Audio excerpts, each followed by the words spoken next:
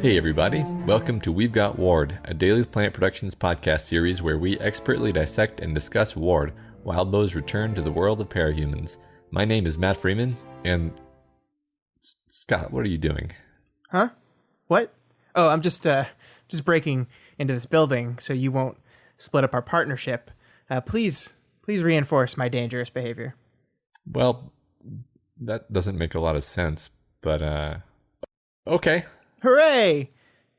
This is the weekly podcast where you and I eagerly dive into Wildbow's world of superhuman tramp stamps, whodunits, and alien-based death powers as we analyze and interpret this ongoing web serial. This week, we're back in Torch to cover chapters 7.5 and 7.6.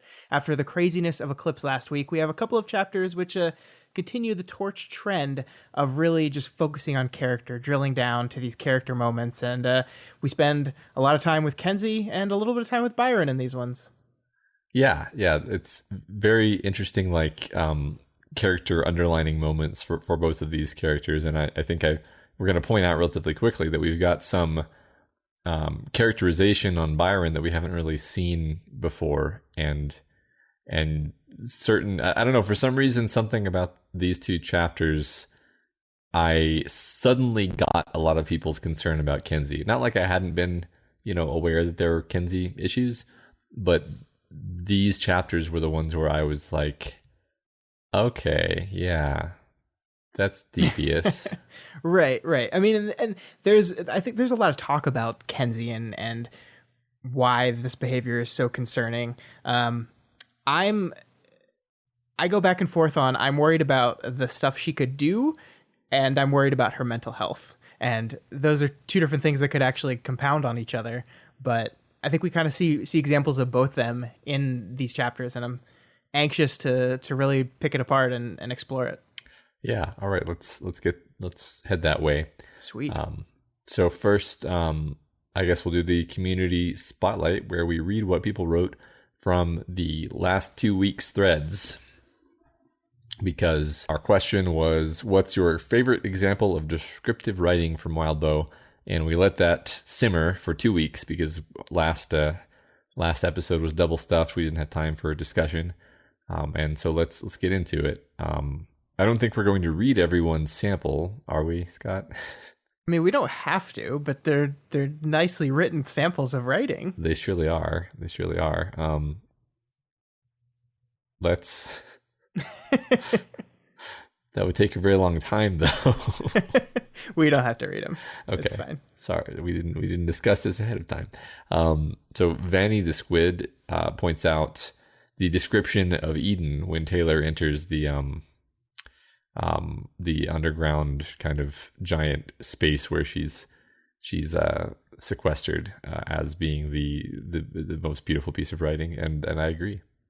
I like this one a lot because I think one of the challenges of descriptive writing is not describing stuff that everyone knows about, and just setting a stage, but describing something that nobody has ever seen before. How you have to do this, how you have to build the structure of this thing to make it visible to people is a challenge. And Wildbow uses like the image of volcanoes, mid-eruption, stone mingling with orange-red magma, this idea of this breathtaking, the sheer elemental nature of it. I just think it's very kind of colorful writing to paint this otherworldly thing that is crazy. Yeah, it's cool because it captures it uses abstraction to capture the idea of a volcanic eruption. It's not necessarily saying it looks like a volcanic eruption. It's saying it's like a volcanic eruption, but applied to the concept of an alien trying to look like a human. Yeah. So the next one from Stuck in Reddit Factory, they say Wildbow is best at describing things by using the descriptive equivalent of negative space in our narrative expectations to give a character empathy where we might otherwise just label them and move on. And they pull out the example of one of the first bits from Dot's character before we really know anything about who or what Dot is, where basically we're seeing little details like she wears fingerless gloves and she moves along the ground very carefully, and I think that's very interesting that like we're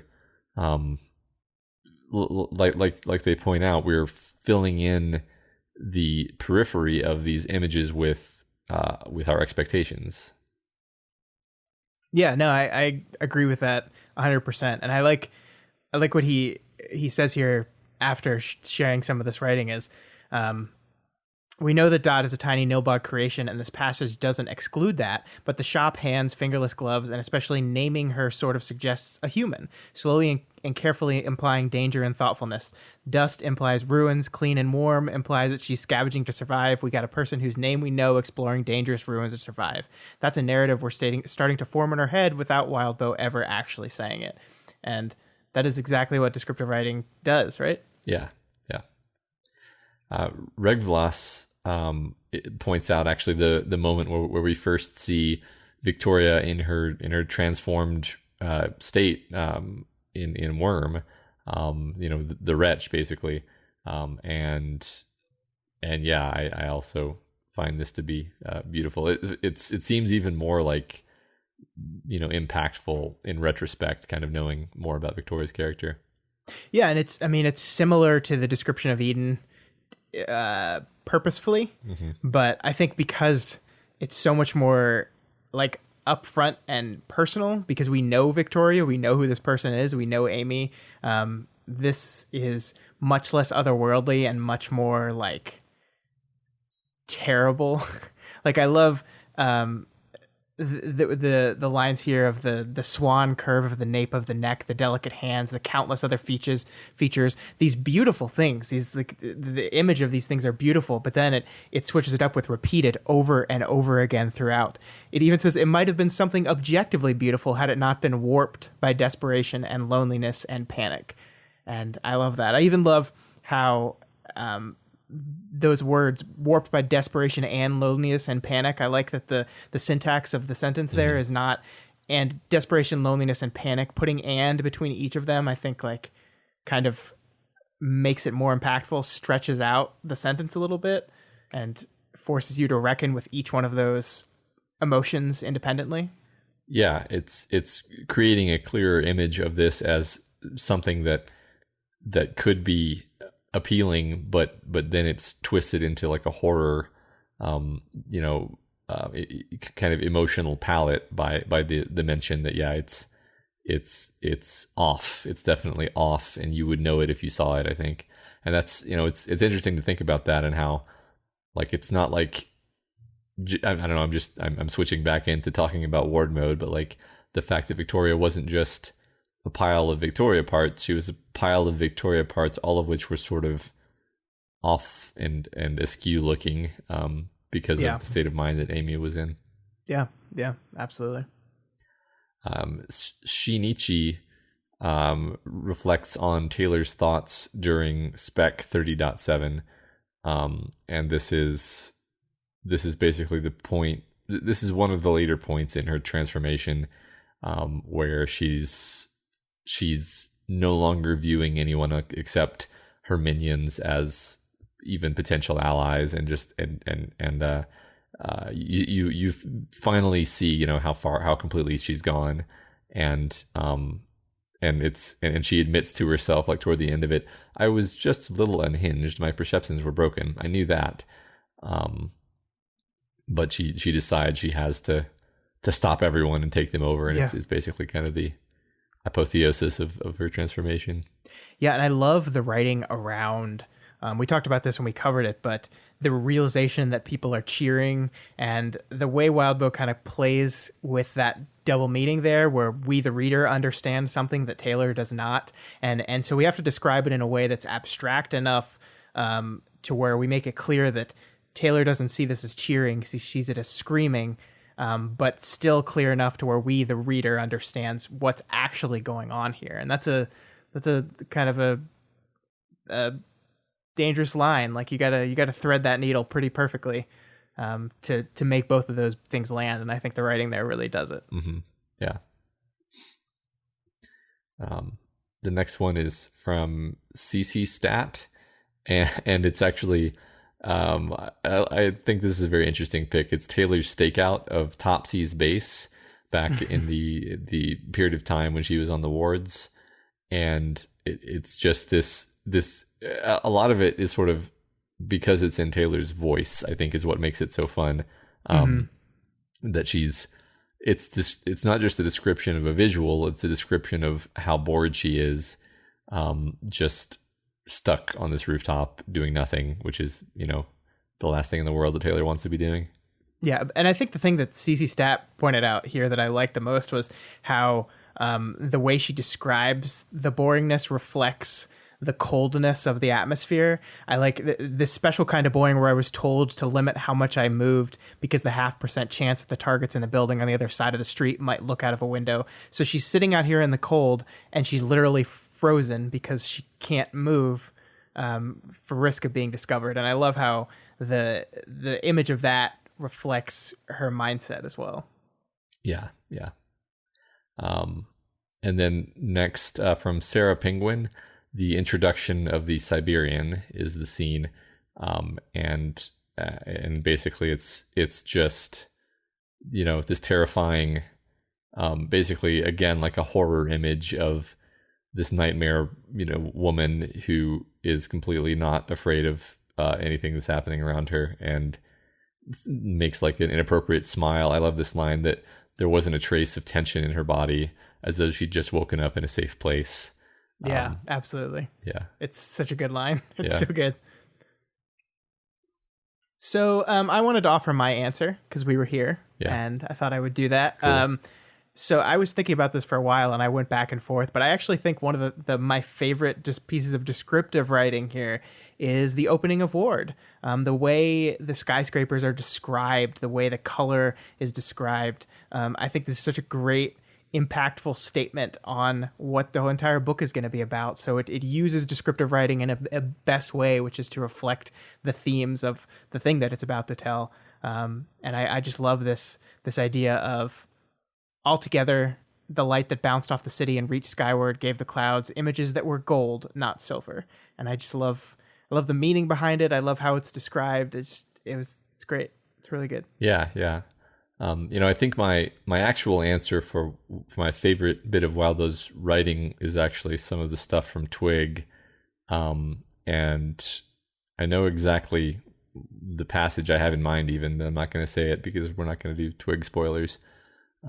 Yes. Perhaps I'll put that in the Reddit post as an Easter egg. I think in terms, I don't think it counts as an Easter egg if you say it. Well, I'll spoiler it.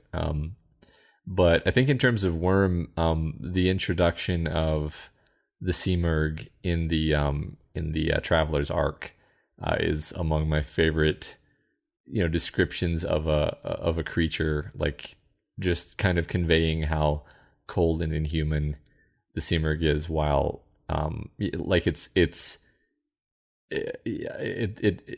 writing makes you feel like a kind of visceral fear of this thing successfully, which is the goal, obviously. Yeah.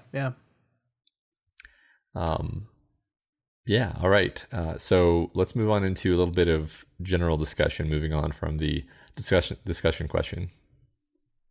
Yeah, so I think one of the things we wanted to do is just circle back kind of to our discussion of Eclipse, and the thing that was brought to our attention literally immediately after we finished our recording last week, which is the specific nature of the structure of the Eclipse arc and how it actually works.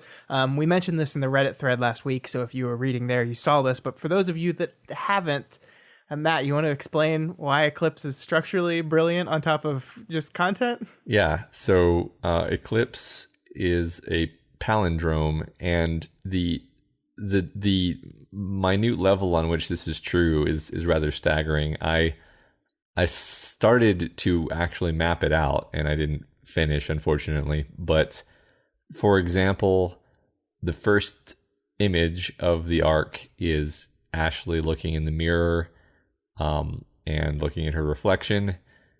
And the last image, essentially, of the arc is her looking at her own face in the face of her clone.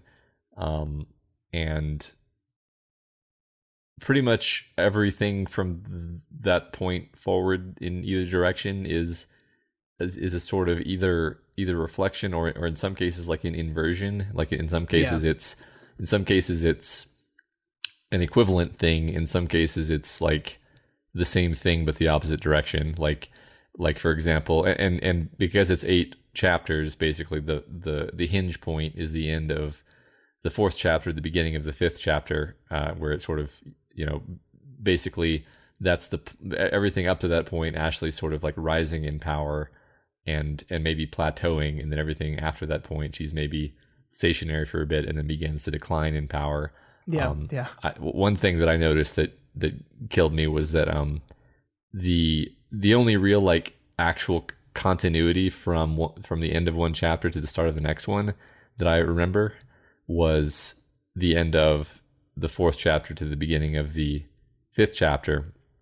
I mean, it's not actually chronological continuity. It's continuity through the character of Jay. So Jay like approaches her, and then the start of the next chapter is Jay is still with her. So the emotional hinge of the whole arc, if you will, is the character of Jay. Yeah, absolutely. Yeah. This is the kind of thing that made me so mad, Matt, because you go back and listen to our podcast and we were right there. I mean, we talked about the cyclical nature of the arc. We talked about things at the beginning paying off at the end. We just did not fully extrapolate out the meaning of that. I mean, I think we even talked about, I definitely noticed that the beginning of, or the end of 4 and the beginning of 5 were the only ones that we kind of stay not even in the same scene, but almost in the same relative amount of time. We were just like one more little hump we had to get over before it connected to us, and we just didn't quite get there. But I encourage you guys to go look through the chapter, and you can make like they're everywhere. The links are everywhere, and like Matt said, sometimes they're direct comparisons, sometimes they're inversions on each other. But each and every major beat of the story reflects off of itself in some way later in the story. And like, unless I'm mistaken, it's quite perfectly lined up in the sense that like the beginning of chapter 1 and the end of chapter 8 mirror, and the beginning of chapter 2 and the end of chapter 7 mirror, and like you trace backwards through the later chapters and forwards through the earlier chapters, if that makes sense. Yeah. And this fits so well with Eclipse, right? I mean, we even talked about that on the podcast. We talked about the idea of the eclipse, the darkness temporarily covering up the light as it passes over it. And I love how that all binds together to form this idea. Like I was thinking a lot about the idea of darkness versus light that we have been kind of dealing with through these arc titles so far. And the thing about eclipses, of course, is that while it is darkness, it is by its very nature temporary darkness. And I think that is where we end Ashley with that whole thing, where we have this moment of where we really go in deep and we go into her past to fully understand how she got to the place she is now. But we show that darkness does eventually go away. The eclipse eventually ends, and in the future there is hope, there is light. And I love that so much. Yeah. I don't know if I'm being too literal here, but if the hinge point, if it is an eclipse, if the darkest part of the eclipse is the transition in the middle, then that means Ashley's darkest moment is when she killed Jay. Yeah, I mean her interaction with Jay. Jay in general is her darkest thing she's struggling with, let's say. Mm-hmm. Yes. Anyway, definitely worth looking back over Eclipse and noticing all these things and how organic they are, actually. Like, you would think that you would notice this. There's I made like 16 bullet points or something just for the first 2 chapters and the last 2 chapters. So you'd think you would notice these parallels, but we didn't. So, and organic is the exact word, because like, we have recurring beats. We have her talking to children at the beginning of one chapter and at the end of another chapter, and then we have her meeting at a bonfire in 2 different chapters, one on one end of the arc and the other on the other. And these things, they do mirror themselves, but they don't feel like, it doesn't feel contrived. Right. It's done in a way that is just like, not only is this done for a very specific structural purpose, but there's the story element behind there as well. It didn't break the story element to form it to a structure. It used the structure to enhance the story elements it was already telling. Yep, exactly. All right. We love talking about Eclipse, obviously. Yeah, obviously. But let's move on to Torch. Let's move on into 7.5.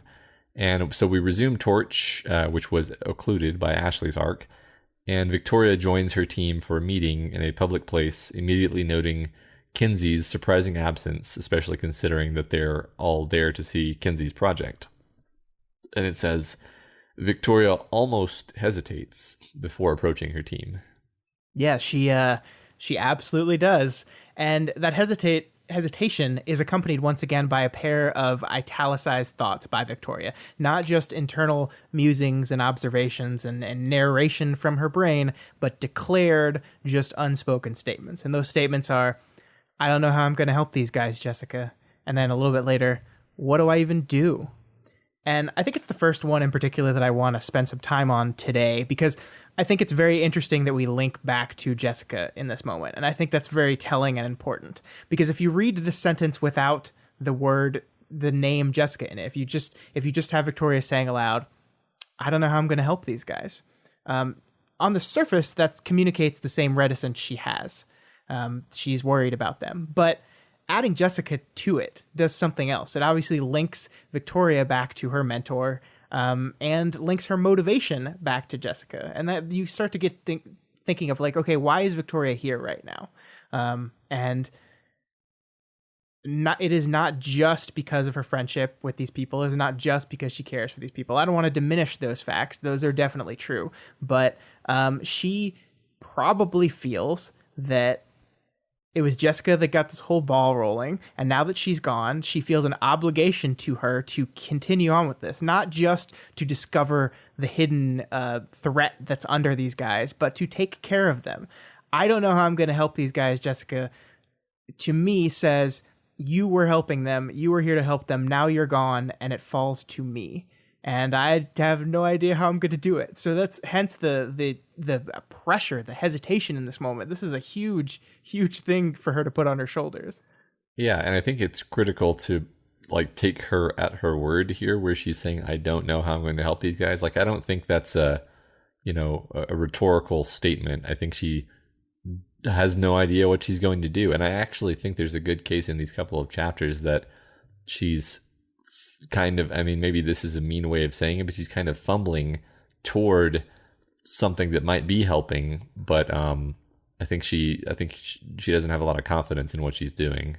Yeah. Victoria is a very smart person. She's very skilled, but she doesn't know everything. And I think you're absolutely right. I think there are some errors made in places here, and we'll get to those. Yeah. I do love that that she is broken out of this hesitative spell by the big question mark shaped space where Kenzie was supposed to be. So we show once again that when Victoria gets in these moments where she feels overwhelmed by the pressure of all these things, she's thinking about the implications of everything, and how does she get going? How does she focus? It's focusing on the one immediate conflict, the one immediate challenge, which is Kenzie's not here.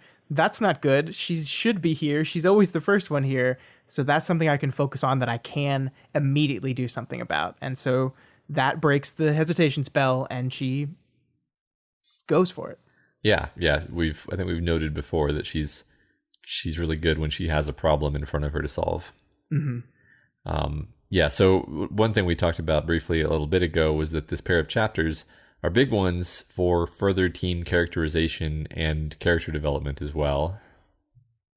Yeah, I think kind of what we've done here is we've kind of wrapped up Rain's immediate storyline, and then we've spent a couple chapters and an entire arc talking about Ashley's stuff, and now we've kind of just picked those guys up and pushed them to the side for a little bit. And it's not to say that their stories are done with, but besides our protagonist, they've gotten the majority of our conflict and our resolution so far throughout the story. So we've stuck them in a prison cell. We'll be back with them later, but for now, let's move to focus on these other people that need a little more characterization love, and that's absolutely what we're doing in these two chapters. That we're spending some time with Kenzie, we're spending some time with Byron's deal, we're establishing some stuff with Byron and Tristan. We're even getting more and more characterization and more subtle information about Chris.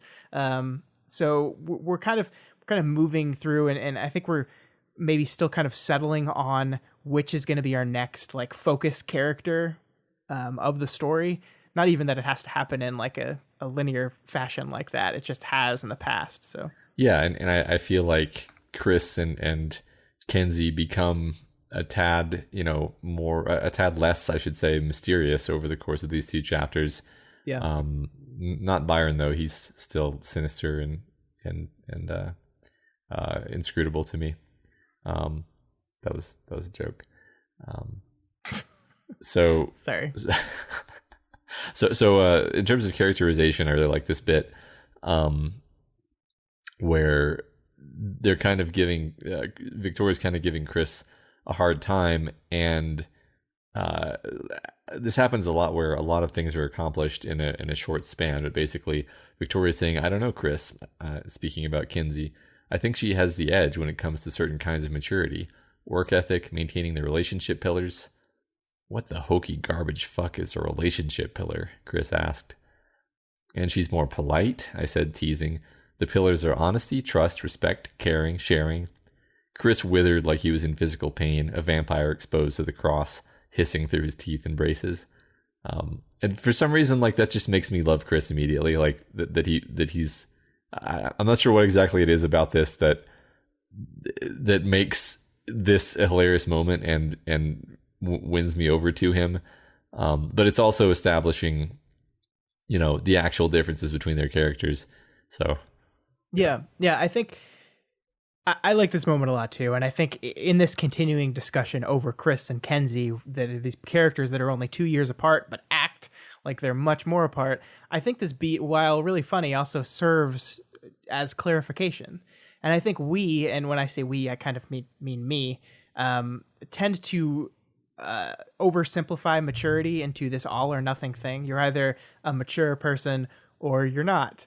But I think the text and Victoria make it clear here that there are layers to that maturity. There are different parts of your general maturity that can develop at different times. So yeah, Chris might seem like he's someone older than his age when it comes to spouting off book knowledge and maybe reading people a little bit, but sometimes he's just a 13-year-old boy who gets grossed out by icky non-masculine things like caring and sharing. Yeah. And I think that's a perfect way of framing his character, is like Kenzie is immature in certain ways, Chris is immature in other certain ways, and they're different from each other. Yeah. And then we extend this beat out to this wonderful conversation about love bugs and tramp stamps. And there's a few things I wanted to highlight in this exchange, which in classic Wildbow fashion is doing a lot of things at the same time. We just talked about further characterization, so I won't recycle that. But we see in this moment that Chris inadvertently reminds the group that Ashley and Rain are gone. And with the changing makeup of the group, that there's going to be like a change in tone and style and general attitude that's going to come. Two of your guys are gone now, and the group is going to act differently. It's going to look differently. It's going to behave differently. And he's kind of serving to remind us of that in this moment. And he's also like, he uses this line here that I think is particularly telling when he says, "We're going to end up getting back together as Team Caramel Friendship with tramp stamps like the love bugs have." That's a funny joke, but the group has broken up. They all seem to agree that Victoria in chapter 4 was like super resistant to the idea that they were ever going to get back together. She kind of challenged her mom on this idea that no, we're broken up. It's done. It's over. But we already see one of our characters kind of already with the mindset of, this is where we're heading. We're heading to getting back together. We're heading to resolution. Like there's an assumption of resolution that's happening in this conversation. Yeah, I mean, they've all been doing their own things in the background, and that's, I mean, I don't want to get to that point prematurely because Kenzie's certainly been doing her own thing in the background, but that's one great thing about Wildbow writing is like all of the side characters we're not just in stasis since the last time the protagonist saw them. They're all having their own thoughts and processing things. And you can totally imagine Chris, like you just said, sort of being like, yeah, I see where this is going, in his own mind. Right. Yeah, absolutely. So this is an interesting bit here I definitely wanted to talk about, where Tristan's timer runs out. It's time for him to switch over, and he offers to exchange Byron another hour of Tristan time now for 3 hours of Byron time later. And Byron says no and comments that it feels weird, read manipulative, that Tristan chose to go all the way out here knowing that his time would run out soon. But anyway, they then convince Byron to stick around, which is why we get an extra dose of Byron this arc. Yeah. But we're seeing here what I think is the setup of this increasing tension between Tristan and Byron. In the back of our mind, we have to remember that glowworm chapter, Matt, where we saw Byron presumably hire an assassin to kill. I'm still guessing that it was himself. I mean, I don't think that was ever confirmed, but based on what we know on them and the weirdness of that interaction, he hired someone to kill himself or Tristan rather, if he starts abusing his time. Right. So that tension is always kind of in the back of our head, and I think so far they've managed that relatively well, though. There's been some minor moments, but we've seen moments where Tristan said, "Hey, I'll give you more time later if you give me time now," and Byron was totally cool with it and said, "Yeah, sure, whatever." Things are getting kind of really bad now. I mean, the world is kind of falling apart, and the stakes are rising, and Tristan, being the more assertive of the two, might be less and less willing to stick to their schedule, and is maybe trying to use some methods here, like Byron kind of points out, to kind of pressure Byron into giving him more time when he needs it. I think Byron, for his part, sees this coming, and his statement here, going to play it safe and stick to the routine, it comes off as very casual and Byron-y, but what he's saying here is, no, we have a routine. We're sticking to that routine. That's what we're doing. Yeah. I mean, it is an interestingly passive-aggressive phrasing of like, someone asks you for a favor and you respond, no, I'm going to play it safe, implying that what you're asking for isn't safe, that you are verging on dangerous territory by even asking, and that indeed you have created a situation here, which, Tristan didn't acknowledge. Tristan wasn't like, sorry about the fact that you're in the middle of nowhere when your hour starts. Which, that's the kind of thing that would be a big deal between the two of them. If, suddenly it's your turn and you're like, oh, great, I have to walk half an hour to get back to the place that I wanted to be, and then actually start doing what I wanted to do. And, yep. I'm sure that's exactly the kind of thing I'm sure they have conflict about. So yeah, and honestly, that didn't occur to me until we see this interaction. And then it's really obvious, and it kind of makes you think about what it must be like in a day to day, how am I going to actually do the stuff I want to do? Very mundane sense. Yeah. And I don't want to just paint Byron as the saint and victim here and Tristan as the bad guy, because at the end of this whole interaction, Byron gets a dig in as everyone splits up. There was a moment where Byron got mad about Chris using the phrase tramp stamp because a guy he liked in high school had a back tattoo and he wasn't a tramp. And I think it's very Tristan to get upset over word usage like that. But we see Byron here say, Tristan, was your crush Jet Marion? Wasn't it a role-playing game tattoo? He had back hair when he was 14. And it's just this really kind of over-the-line mean, passive-aggressive dig at someone who literally can't fight back. They can't come back. You've got them, you've embarrassed them in front of everyone else. And I think that's the result of Byron is kind of annoyed with this whole situation. He's annoyed with this. He didn't want to be out here. He kind of got manipulated to get out here. And he's pissed off at his brother, but Byron doesn't act directly. Byron is passive aggressive, and so that's the way he's gonna show his anger with this situation. Yeah, and I mean, this is the worst thing for a passive aggressive person, because you can't, they can't have a confrontation. The closest thing they could get would be like going in front of a mirror and swapping back and forth or something. And so all he has is like tools that are ultimately passive aggressive. Yeah, that's true. In order to like express himself. Yeah, and that's a good point. I wonder which came first, the chicken or the egg, you know? Yeah, I mean, his personality definitely seems more passive than Tristan's, and thus when he's mad, it would be more passive aggressive. I think it's probably the egg in this case.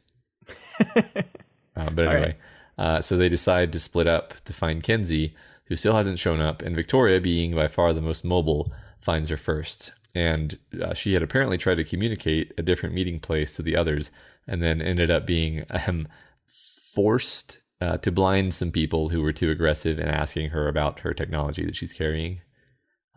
And there's this bit where the people who she's blinded are saying, it kind of defending themselves for having been a little bit aggressive, said, "You can't know. Maybe they got away with it because they were kids. Parahumans are dangerous. They could be anywhere." Another of the guys said, "Young ones are more dangerous, if anything. They don't have the impulse control." Even if that was eerily accurate and true, you guys were nasty about it, Kenzie said. That wasn't okay. And I like this because, as usual, as I said before, it's doing a bunch of things. One of which is just to subtly remind us of the deteriorating sentiment toward parahumans, because the fact that these two people are basically, in complete agreement about the fact that parahumans are dangerous. Like you can just imagine a parent telling their kids, don't antagonize any parahumans, Timmy, especially the young ones. They're dangerous, which is exactly how othering happens. Yeah. You're absolutely right. And these four guys are not law enforcement. They have no authority to be checking out people walking around, but they've taken it upon themselves to do this. And I think we are showing this, the really defining the state of things. We're at the point where distrust is so ingrained in people that these four guys are willing to hassle this little girl they see walking alone because she might be parahuman. They don't actually even know. They just, hey, she's carrying some weird stuff. What's that box thing? I wonder, this, like we said at the beginning of this arc, I think we're moving towards this parahuman conflict becoming a major thing. And I was thinking how much more, what more do we need before this boils up to full-fledged, organized anti-parahuman rioting? And that got me thinking of what it would take to get there. Because I think all this movement needs at this point is just a dude who's good at leading, just a charismatic type person to step up and take control of this anti-parahuman sentiment and funnel it towards a goal that they want.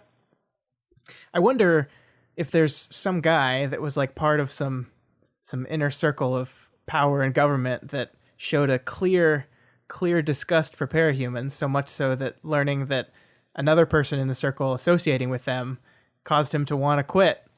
I wonder if there's anything like that going on. Yeah, if we didn't see such a person storm out of a meeting at one point. Yeah. Dramatically. Yeah. Right. Yeah, I don't know. But my favorite thing about this whole thing is, on top of this, we have this window into Kenzie here as well. And the more I thought about Kenzie in this scenario, the more I started to wonder, because Kenzie gets everywhere early, right? So they said they waited 10 minutes for Kenzie to be late before they went out looking for her. So she's been here for probably a little bit longer than that. But at what point does Kenzie start thinking, as she stands here alone, wondering where the rest of her team are? At what point does she start wondering, did my friends ditch me? Did they leave me behind? Do they not like me anymore? Do they not want me here? Why aren't they here yet? Where are they? Why aren't they here? And get into this agitated panic state when these four guys walk up to her and start asking her questions. I remember how mad she got at Chris when she perceived Chris as touching her stuff back in their base because she was agitated about the Houndstooth meeting. She almost lost it. And she mentions that these guys were going through her stuff here too. And I wonder like how agitated was Kenzie at this point? How much, and I'm not trying to totally push the blame on her, but it's just kind of so striking to see like everything we know from Kenzie, in my opinion, says she's probably really concerned about where they were. But as soon as she sees them, she goes into Kenzie mode. And it's like, oh, there you are. Oh, look what happened. And hides like any kind of concern for that stuff is seen as embarrassing by her. So she won't express that at all. I found this fascinating to kind of dive into. Yeah, it's really interesting to think that maybe she's getting better at covering for her own like extreme distress, which is actually really bad because like you said, it's good that she snapped at Chris in the sense that now everyone at least knows that she's agitated and you can kind of talk about what's wrong. But like you just said, I bet she was scared on some level. Maybe you're right in your interpretation. Maybe she didn't view it as a betrayal, but maybe it was still frightening to be alone and cornered by people. But like you said, she just plays it off and is just like, oh yeah, I'd rather talk about my clothes color scheme. Yeah. I don't know. So once everyone assembles, Kenzie then convinces everyone to break into her chosen location for the project test, using puppy dog eyes, I guess, to persuade them. And many people, like in the discussion forums, have pointed out that this is exactly the kind of thing that Ashley would have shut down hard, and that Ashley is really the only one who actually gets how conniving Kenzie can be, like when she outflanked her ploy with the faked Bob footage. Yeah, I think that's absolutely right. And I think that's something I think we said to make note of. With Ashley gone, let's pay attention to Kenzie and what she tries to do and what the group lets her get away with. And immediately post Ashley gone, we have our first example of this and the first decision point for her, and she wins. Every single person except for Chris was against her plan, and yet she wins. Yeah. Kind of want to go through how that happens too, because they're all arguing against her, and then it's goddamn Victoria who is the first to fold under the pressure and just like, okay, all right, fine. And then Sveta, who was also resistant, is basically like, whatever. And then Chris admits he doesn't really care. And then Byron hangs back, but then he joins them anyway in like 5 minutes. Yeah. We just talked at the beginning of the chapter how Victoria has kind of inserted herself as the replacement Jessica for this group after she disappeared, and how that pressure is overwhelming. She doesn't know what to do. And you're absolutely right that's what we're seeing here. Like it or not, Victoria, these people look up to you and they are going to follow your lead if you make a decision. And I can see a thought process in Victoria's mind where she thought going along with Kenzie's thing would be maybe good for her. That like we don't want to shut her down. We don't want to make her feel rejected. We want her to feel part of this. So as long as she gives me enough that I feel like this is worth it enough, it's worth the risk enough, I will go along with it. But I worry. Yeah. And I think it's not even that breaking and entering here in this moment does any immediate harm. There are no immediate consequences for this. Nothing goes wrong. But I'm less concerned about the event than I am with the group's ability to handle Kenzie. And this proves that an Ashley-less group cannot handle her. Yeah, pretty much. Pretty much a complete failure here. Yeah. And the most frustrating part of this whole argument for me, Matt, is during the entire course of this entire argument, we've had these recurring beats of Kenzie's actions described as concerning. The word concerning is used 4 times when discussing something Kenzie is wanting to do or actively doing. And everyone points out how concerning this stuff is, but they don't do anything about it. They're just like, that's concerning. Yeah. It's like there's this beat right here. Like Kenzie unlocks the door rather easily. She just puts a device up to a keypad and then the door unlocks. And Victoria says, it's concerning just how naturally you did that. And Kenzie's response is, pfft. And then the text structurally just cuts to, I helped her lift the box. That's the next beat that happens in the story. So it's literally, I'm worried about that thing you just did. Okay, I will casually dismiss your worry. And then Victoria's response is, all right, I guess I'm just going to help her then. Yeah. It's just like no one is checking her. No one is stopping her. Like it is good to point out when, hey, your behavior might be a little concerning here, but when the person is clearly not listening to you, like, I know you can't control her, but maybe like don't go along with it. Yeah, I mean, I think it's one of these things where it pays to take the outside view with Kenzie's character and realize that like this swath of destruction that she's wrought through the lives of everyone who knows her, all of those people were also warned about her and also completely failed to properly account for her personality. Yeah. And so Victoria, unlike Ashley, who actually did have insight into her because of whatever it is that is going on with Kenzie, Victoria doesn't get it. She doesn't get it, and she's underestimating the nature of the problem, just like Houndstooth, before everything that happened with him and turned him against Kenzie. And you can easily see it going that way again unless something happens that kind of clues Victoria in. Yeah, and there's this recurring refrain we've had whenever people were challenging Kenzie in the past. The rest of the group says, well, she's gotten better. And I think that is probably true. I think she is in a better place than she was. But she's gone through a lot of rough shit these last few chapters. I mean, she's lost her closest person. Things are not going well. Like there's little beats about how things are not going well at home. Her dad's suffering. There's probably high tensions at home too. She's probably not in a very good place right now. So even someone who has made progress and made steps and gotten better can relapse, can fall back into that behavior, especially if the team supports that kind of behavior. Yeah, and I don't like to say things like this because I want to believe that these people can all get better, but one of the issues with personality disorders as distinct from traumas, let's say, is that a person with a personality disorder can just learn like patches so that they can pass as not having the disorder, but it's still there under the surface and it's still kind of dominating their behavior. They're just, like we pointed out a second ago, learning how to put on a smiling face, even though they're still being manipulative. Right. And we've talked about this idea that Kenzie puts up projections of her face to make it so you can't see how disheveled she looks. And we had these beats where she was challenged on that and told Victoria up front, no, I wouldn't do that. I wouldn't do that for you guys. I wonder how much she has to get pushed before she starts doing that for them. Yeah. I don't know.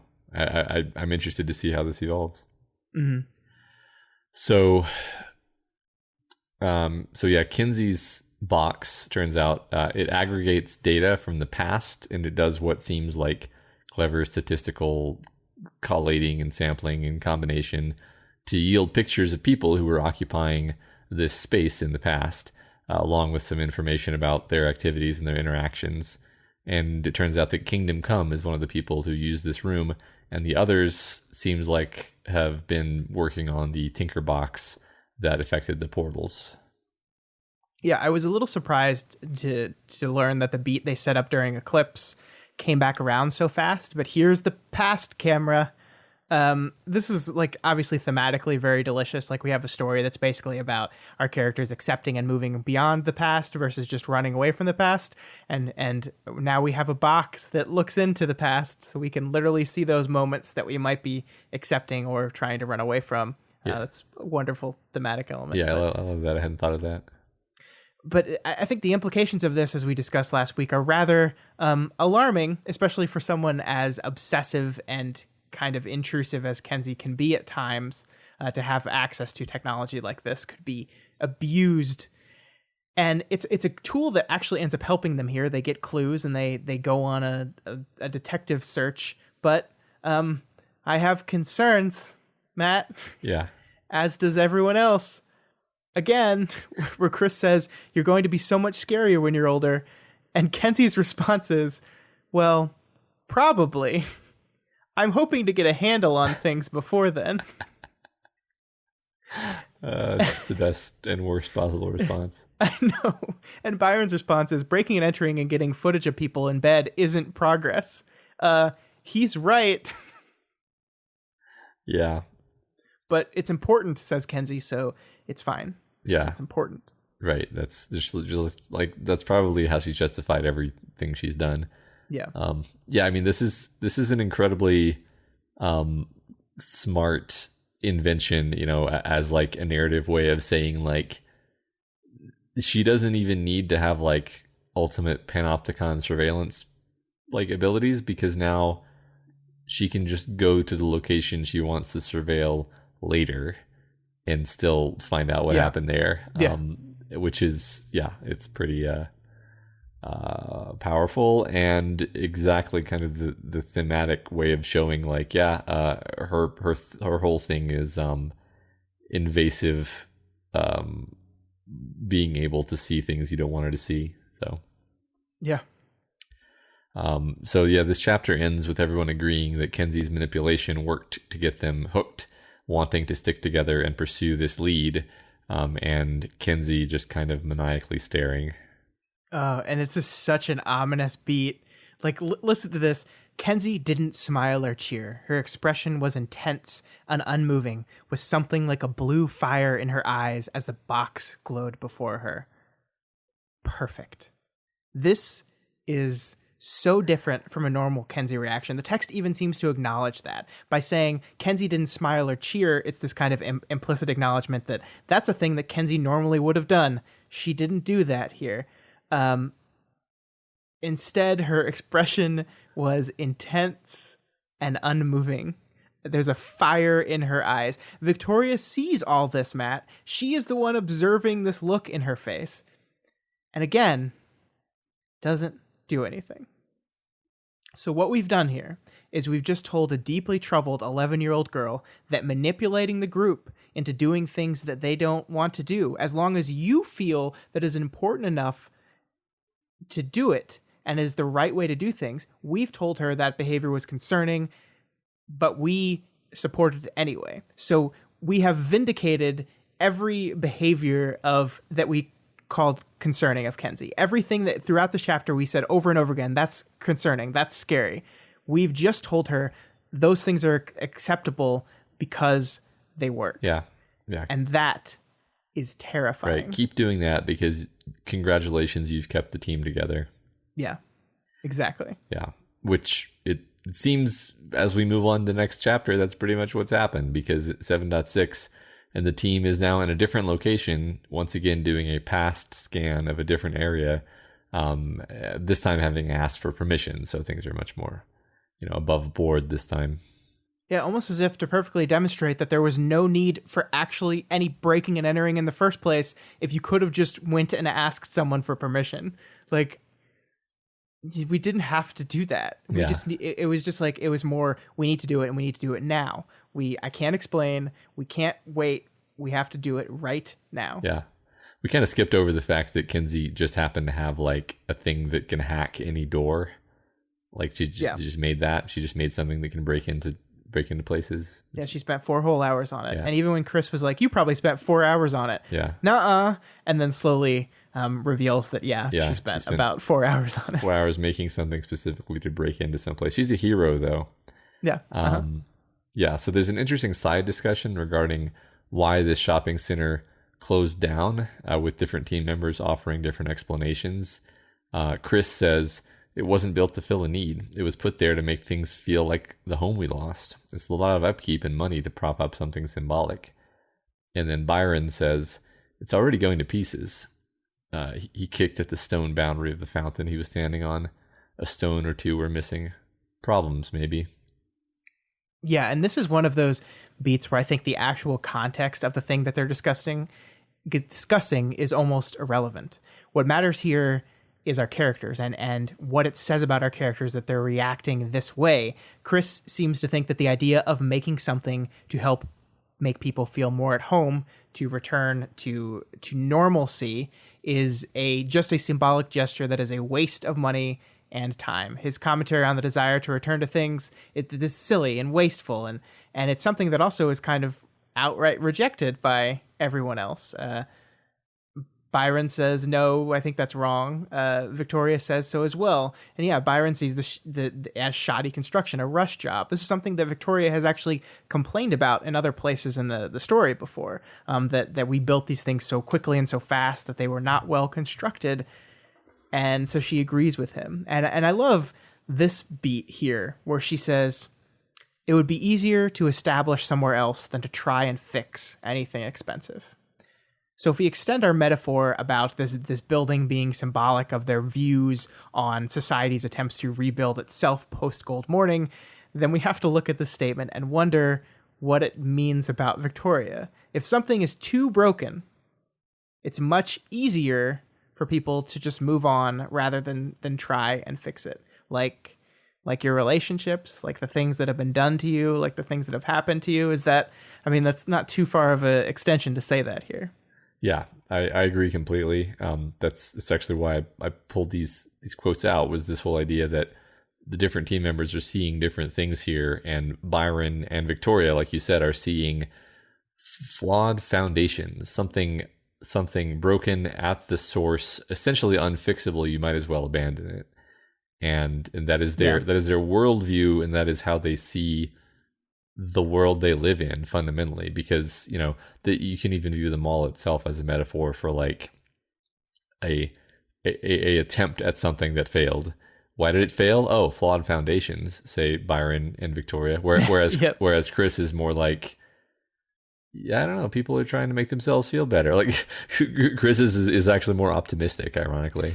Yeah, but I mean, people are trying to make themselves feel better, but I think Chris is saying that is ultimately a meaningless gesture. True. Like it's an unnecessary thing. It failed because this was only made so people could feel better, and it serves no purpose because of that. It's just a symbol. Yeah, that's true.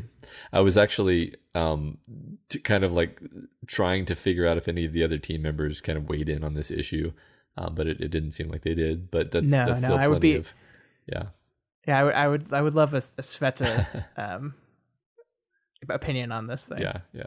Get Tristan swaps in just to give his take on the building. Mm-hmm. So the team members then identify faces to be focused on by Kenzie's machine.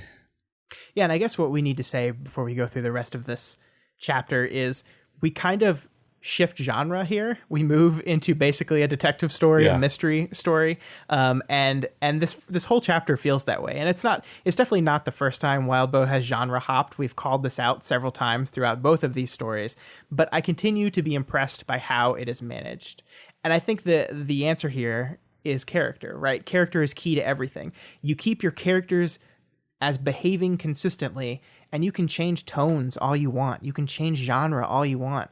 If your connecting line is your characters, then that all works. It just does. And as long as Chris, Kenzie, and Victoria don't suddenly start behaving like completely different humans just because they're in a detective story now, that genre shift almost goes unnoticed. Yeah, I agree. And I was, as I saw this happening, I was excited because I was like, oh, I wonder how long we're going to spend in this genre and this tone, because I am excited to see the story kind of explore this a little bit. Mm-hmm. So as they're scanning around, Chris specifically mentions that he wants to see the insides of people. And maybe I'm reading into this too much, but it seems like there's something he's looking for, something specific, because he says, I'll know it when I see it. And that to me has a connotation of like he's looking for a specific thing. Now, it may just be that he's on a fishing expedition, and if something interesting pops up, then yeah, you'll know it when you see it, I guess. But regardless, he doesn't seem to find whatever it is that he may be looking for, and then he kind of plays it off as being, okay, well, that didn't work out. But they do actually see that their target is a parahuman because it has the corona pollentia in the brain, and they kind of make the hand-wavy assessment that it's probably experienced parahuman at that, and maybe one with like a sensory power. Yeah, I do find Chris's whole thing here very interesting, because the first time I read it, I did not pick up on what you're saying here, that perhaps Chris, like, to me, the story read as Chris was just looking for the corona. I can't say it.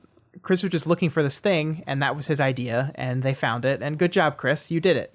But yeah, going through and reading it a couple times, I wonder if I was duped by him, just like he does the other ones, where he kind of deflects and makes it seem like this was his idea and this whole thing the whole time. He's looking for something else. Maybe Chris like buys organs from people when he ruins his own, and he just wants to see if any of his people are hanging out here. That's very interesting. I don't know. But anyway, so yeah, we have this mysterious sunglasses. We have this parahuman sunglasses female who they were guessing triggered young and might have some sort of sensory power, possibly a thinker, possibly a master. You wanna take any guesses on who this person could be, or? So I'm the thing is, I can tell you who jumped into my head, but I don't think that's who it is. So, the one who actually jumped into my head was Contessa, but I'm like, no, that's not who it's going to be. I don't think. That's interesting. Yeah, Dinah jumped into my head, and I don't know why that is. Yeah, I mean, a young trigger. Yeah, it kind of fits. This is probably the type of thing where you're just like, oh, this has to be someone we know, right? Because it's a sequel, and therefore any mysterious character we meet is definitely going to be someone we know, we have intimate knowledge of, which that doesn't have to be true at all. I think my actual assumption was that it's not someone that we know, but I kind of played the pattern matching game like we just kind of did and didn't find anything satisfying, and so I just kind of dropped it. Yeah, that makes sense. So here, Byron actually talks a bit about himself, and I suppose opens up a bit, and he admits that he's been having a pretty hard time of things. And he says, Victoria asks how he is. He says, dealing. Some days I'm fine. Some days it catches up with me, and I'm the furthest thing from fine. It's times like that where I think a lot about, he lowered his voice, how there's not a lot of case 70s left. Even before Gold Morning, most were dead or they had totally gone off the deep end. Yeah, this is really, really dark, Matt. Yeah. Byron is basically starting to get to a point where he questions if he's going to be able to survive much longer. And I think we have to link this back to this idea of the increased tension between the two brothers that we saw set up in the last chapter.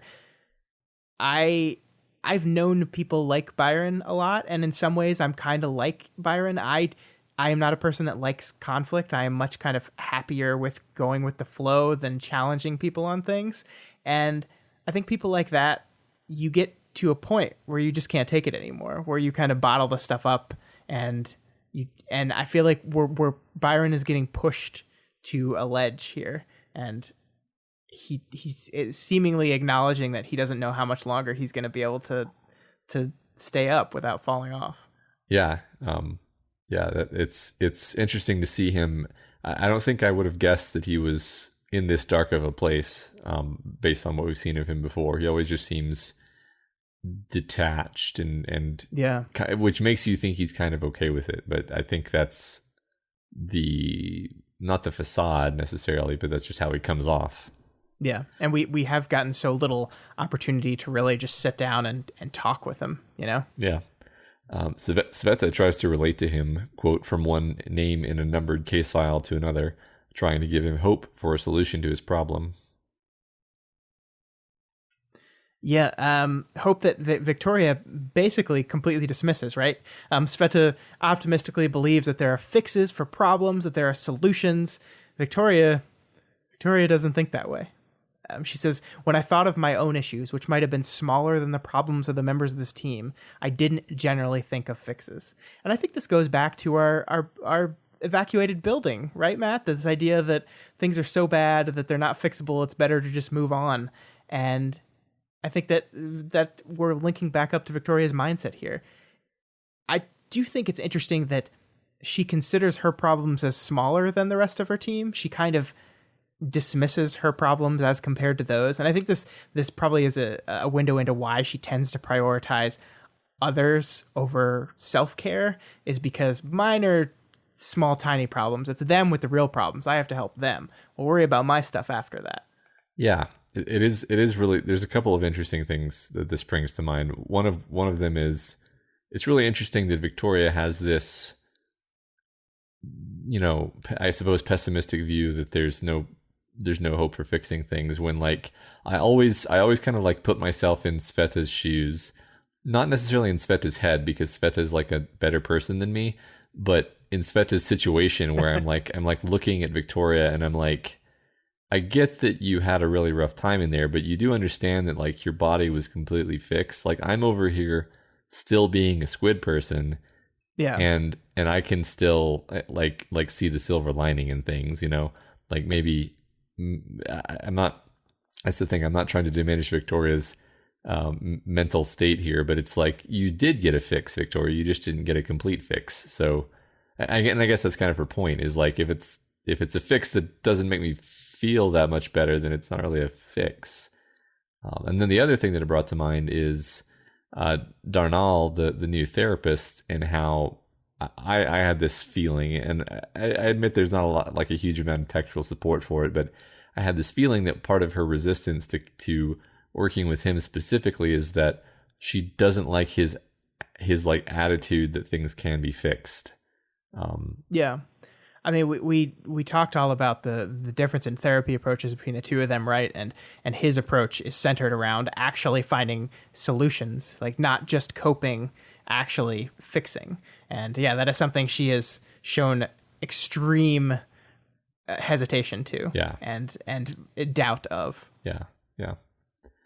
So into the middle of this Byron talk, Kenzie jumps in and says that she's working on a solution to his problem, a camera that lets him be seen and maybe even heard while Tristan is in control, and that she's been spending more time on other things, so she hasn't really had time to complete it yet. But she says that it could be done in 2 days if she just drops everything else and works on just that. Yeah, this is Kenzie, who, let's remember, last chapter admitted that she is not sleeping at all,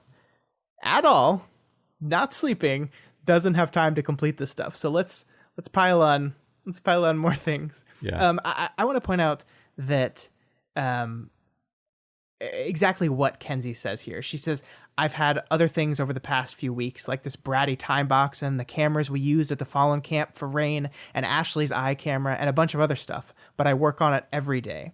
The thing that really stood out to me here is just how integral Kenzie has positioned herself to each and every member of this team. She made herself key to helping Rain. She made herself key to helping Ashley. This whole thing with the time box, based on Victoria's reaction to it, like her visceral reaction at the end of the last chapter, which is like, fuck yeah, I want to get these guys, seems like this is designed to get Victoria and have Victoria rely on her.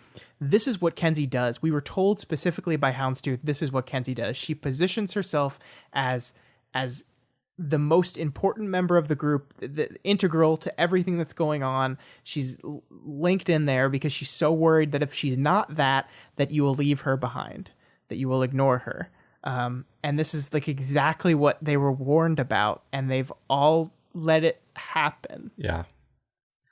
Yeah, right. It's interesting to think back on the scenes with Ashley, where Ashley is like so upset about what Kenzie had said about Bob and everything, and in that scene you're in Victoria's head and you weren't quite as worried as you should have been, and then you reflect on it and you're like, yeah, I see why Ashley was so worried now.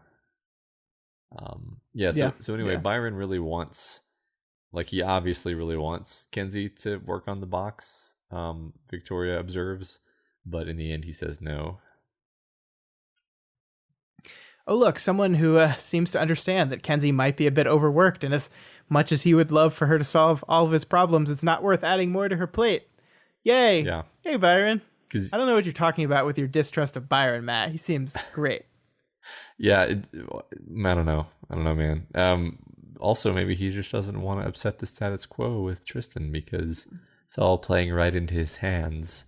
Okay, whatever. Go eat some chocolate. Okay, fine. I want to focus on the writing here for a sec, because speaking of Wildbow's descriptive writing, I really, really love this passage. This moment where he says, "I could see Byron's expression change. It wasn't. It was interesting just how distinct he was from Tristan. Tristan had a way of moving his arms and shoulders and showing his emotions in the whole body kind of way. Byron contained it to his eyes and eyebrows, with the slightest changes of his mouth, lips pressing together, eyebrows drawing together, while his eyes looked at nothing in particular." I mentioned this before, but I think this is the book going out of its way to draw as much contrast between Byron and Tristan as possible, and I think that's really important, especially if we are indeed moving into a let's deal with the Byron-Tristan conflict part of the story. We've seen so little of Byron relative to Tristan that making the distinctions between them as distinct as possible is important, because I tend to forget about him when he's not around, and I bet the rest of the Misfit Toys tend to do that as well. I think that's probably part of the whole conflict with him, is he's not around and people just forget about him.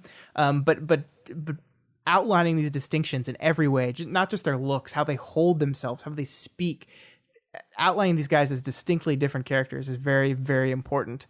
And it's also just, some good writing. Yeah, I love that. Yeah. So Victoria then kind of pins him down on exactly how bad things can get with him. And she tells him that avoiding thinking about your problems can end up backfiring, especially when you have parahuman problems. And then she talks specifically about what happened with Amy, which is one of the first times she's kind of voluntarily brought that up. Yeah, I kind of want to read this whole part, but I kind of don't because it's really long. This is huge though, because we started with this book with Victoria completely unable to even think about Amy. Even thinking about Amy led her down a despair hole, and we've moved past that slowly. But now she's not just thinking about her; she's talking about her with other people, and not other people like Yamada, with people on her team, people she's close to. This is a very uncomfortable thing for her, and yeah, it's very clearly making her uncomfortable. She's kind of stuttering in her phrases here. This is very, very difficult for her, but yeah, she's using the things that happened to her sister and trying to help out. Her goal, as she set out, was to make sure that what happened to her never, ever, ever happens to anyone else ever again, and maybe realizing that communicating that stuff to people helps them see it. And so she's pushing herself to be willing to do it. Yeah, I think it's really interesting the way she's casting this description of Amy too, where she's not like Amy is a monster, she's definitely still messed up about it and probably very scared of Amy.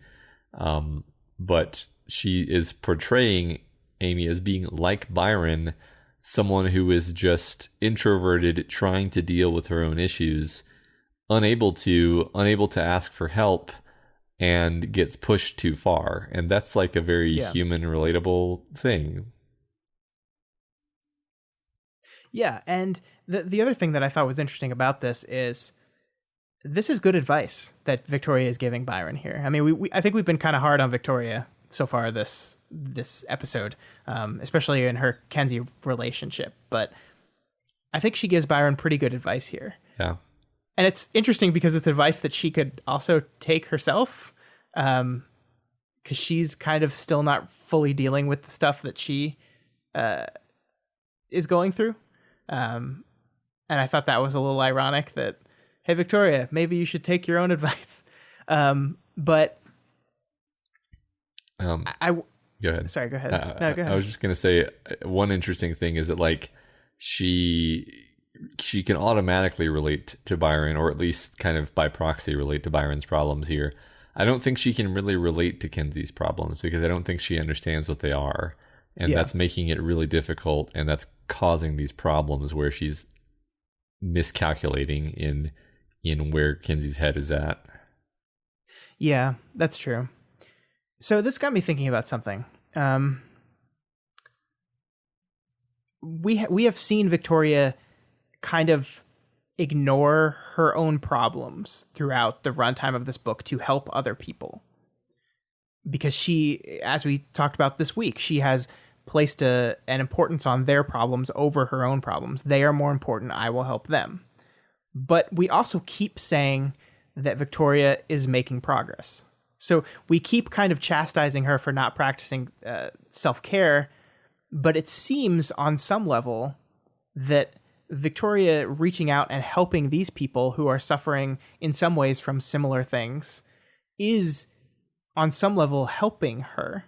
So is Victoria helping these people a form of self-care for her? I'm sure it's a form of self-care. I'm sure she could do better at the same time. I mean, I think that's kind of the truth of the matter is, yeah, it sounds like we're being hard on her because we criticize her sometimes. And then we also give her credit for progress other times. And I think we're right in both cases, you know? Yeah, that's true. And the last thing I wanted to talk about with this, and when we envisioned this show of following the book live as it was written, one of the things I really wanted to do was point out areas in which I think the web serial genre is unique and you can have unique experiences with following it. Not to get too downer, but there was some depressing things that happened last week with Anthony Bourdain and Kate Spade committing suicide, and that same week there was also a report released that national in our country suicide rates are going up faster than a lot of other forms of deaths, and so we're in kind of this crisis. And I see in this chapter that came out after all this stuff happened, I see Byron in this very dark place where he's not sure how long he can hang on, and Victoria kind of reaching out to him and talking to him and getting him to understand the depth of his problems and try to be there for him. And I see these things and I wonder, this is so much more impactful to me, a person reading this live now, having gone through the week that we just had, versus a person reading this 2, 3, 4 years from now. I think it still will be impactful, but I think this is one of those unique moments where a book can speak to you in the moment as it's coming out. I don't want to like jump into Wildbow's mind, but I wonder if he was thinking about these things as he was writing this portion of this chapter. And I think that's one of the cool things about web serials is they can respond to things that are happening in our world. And as if we're following them as those things are happening, it can be a bigger moment for us as well. Yeah, that definitely that exact bit where Byron is talking about the bad days, you know, and wondering if he's gonna be able to hold on. That is exactly what jumped into my mind. Is you know, like, do we need to be worried about this guy? And I think I was primed by the terrible things that have happened this week. And yeah, I think it's definitely the kind of subject matter that this story traffics in, because, you know, you're trying to help people recover from really terrible mental places, and those can definitely trend toward suicide. I don't really have anything wise to say other than I just want to make sure that we point out these moments where I think doing this thing live as it's being written is a unique experience. Yeah, I agree. So they do kind of a trick to show that this woman in glasses has been consistently tracing like kind of the same paths and heading toward the same locations by kind of drawing lines through their bodies. And we follow a security guard who Chris dubs Leon, the security guard, but who Kenzie says is named Durbin. Yeah, I just wanted to point out this as we kind of do a character or a setting shift here.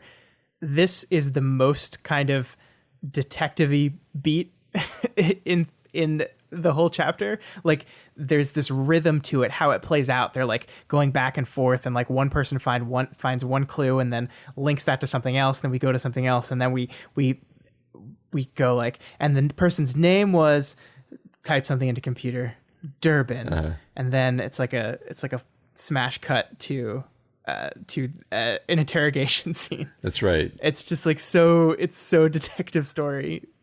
Yeah, and I love it. And I think it took me a bit to realize that that's what had happened. I wasn't aware of it as I was reading it, but I certainly was with the second time through. Also, there's something like it's so delightful that the person's name is Taz Durbin, which is just the most ridiculous name I've ever heard in my life. It's so good. Yeah, it's so crazy. Yeah. So we cut to Taz Durbin having been picked up for questioning. The Misfit Toys, along with elements of Foresight and some cops, are interviewing him, and he gives them some information on the mysterious woman.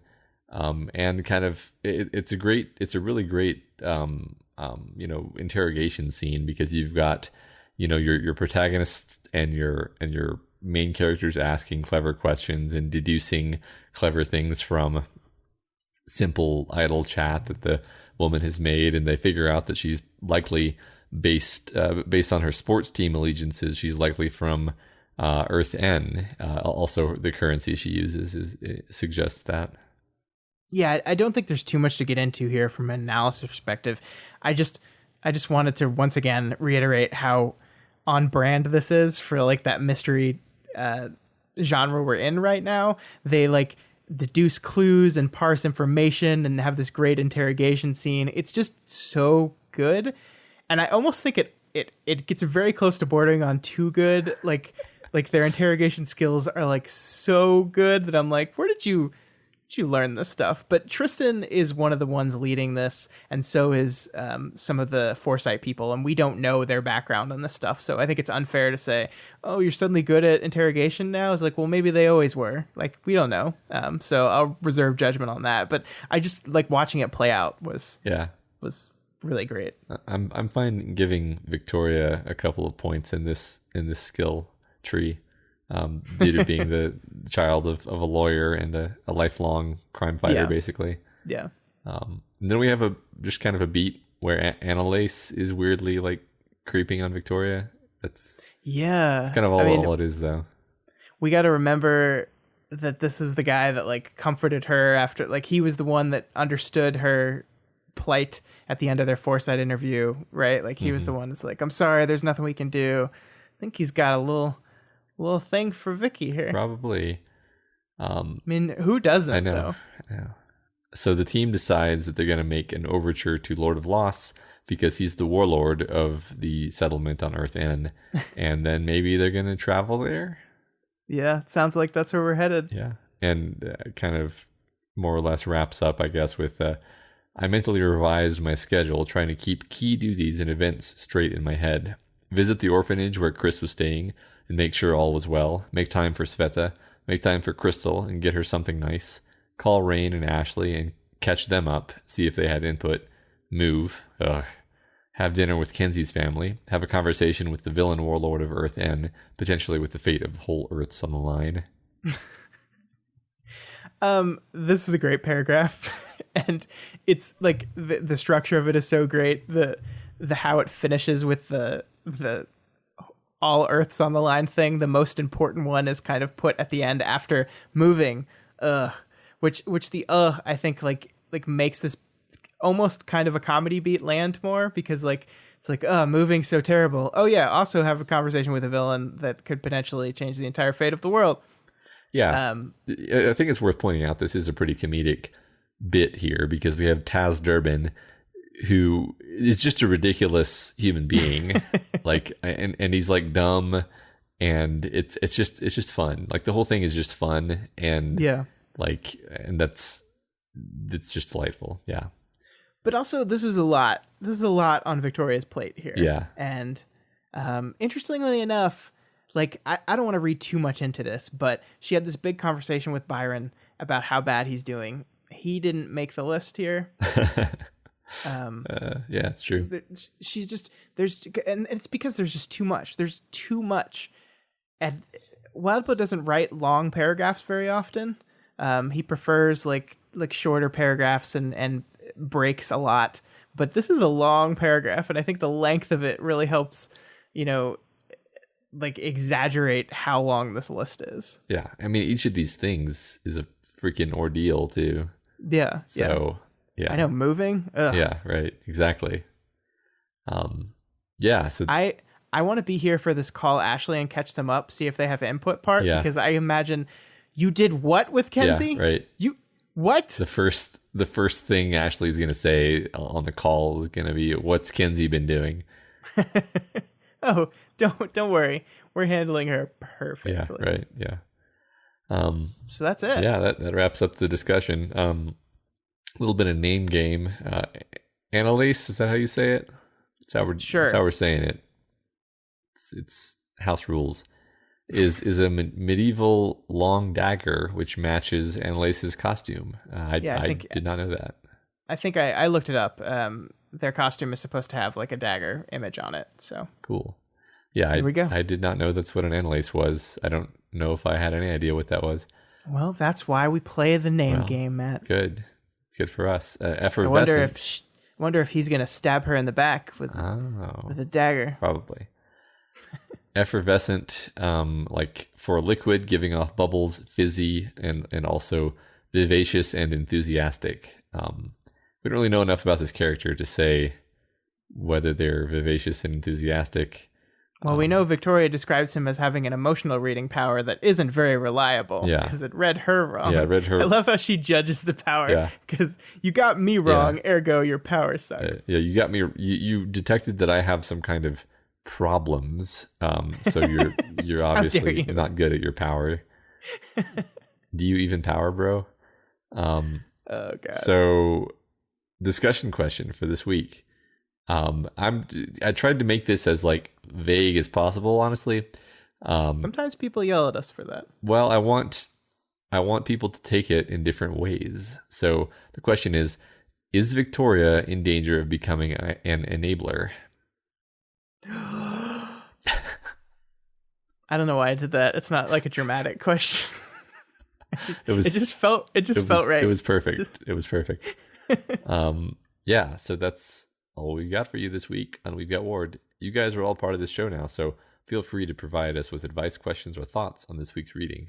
You can reach out to us via email at gotwormpod@gmail.com or on Twitter at gotwormpod. My personal Twitter is at scottdaily85, and Matt's is, oddly enough, at back tattoo. Yeah. It's weird. He was clearly not comfortable with tramp stamp, but still wanted to get it across. Lower back tattoo. Yeah. Yeah. If you're not already subscribed to We've Got Ward, we strongly recommend you do so and never miss an episode. You can find us on iTunes, Stitcher, YouTube, Google Play, and pretty much anywhere else in the world that you can listen to podcasts. As always, you can find this, all the other podcasts we do, and all of our writing, essays, film, and TV criticism, and more at dailyplanetfilms.com. This week, the Daily Planet podcast discusses an anime. Matt, we talk about Paprika. That's right. I watched anime. And the results were about what you would expect. Yeah. Also on Vow to View, Elise and I are celebrating Father's Day by talking about our daddy's favorite movies. Check them out. Yeah, and I'm in the process of editing the Weaver Dice episode. Yeah, it'll be out soonish. Yeah. So if you like any of these shows and want to support them, consider donating to our Patreon account, patreon.com/dailyplanetfilms.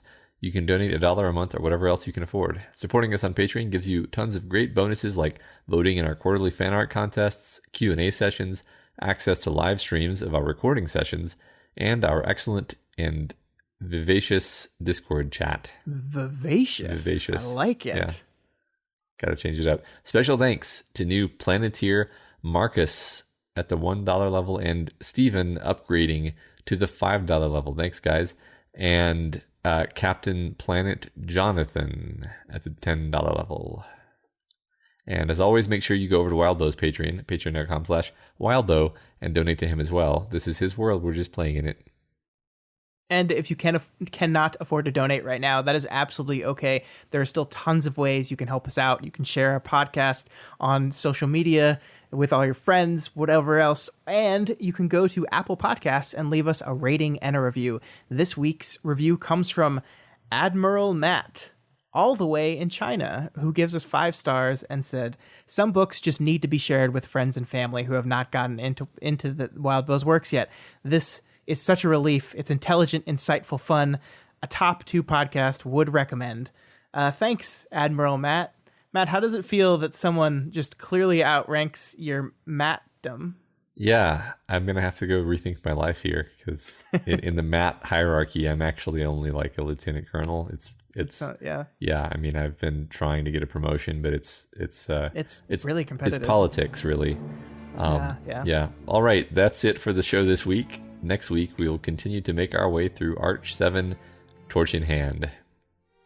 See, that was like a play on words, because the arc is named Torch. Yeah, Scott wrote that, for the record. I'm sorry. Yeah. It's mean. Why you gotta end the episode on a negative?